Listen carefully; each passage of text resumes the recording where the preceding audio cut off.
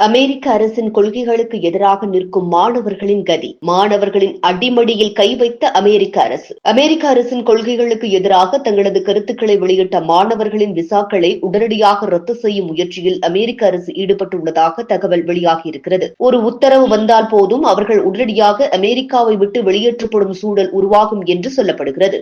அமெரிக்காவில் உள்ள நூற்றுக்கணக்கான சர்வதேச மாணவர்களுக்கு வெளியுறவுத் துறையிலிருந்து திடீரென விசா ரத்து என்ற மின்னஞ்சல் வந்திருப்பதால் மாணவர்கள் அதிர்ச்சியில் உறைந்து போயுள்ளனர். வெளிநாட்டு மாணவர்கள் பல்கலைக்கழக மற்றும் கல்லூரி வளாகங்களில் போராட்டங்களில் ஈடுபடுவதை தாண்டி ஆன்லைனில் அரசுக்கு எதிரான செயல்களில் ஈடுபடுவதற்காகவும் குறிவைக்கப்படுகிறார்கள் என்று கூறப்படுகிறது.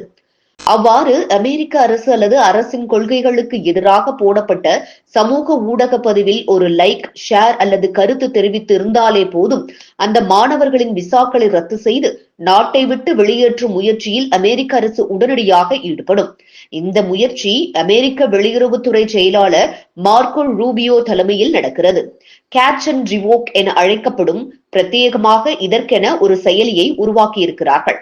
ஹமாஸ் அல்லது பிற நியமிக்கப்பட்ட பயங்கரவாத குழுக்களை ஆதரிப்பதாக சந்தேகிக்கப்படும் வெளிநாட்டினரின் விசாக்களை ரத்து செய்வதை நோக்கமாக கொண்டுள்ளது.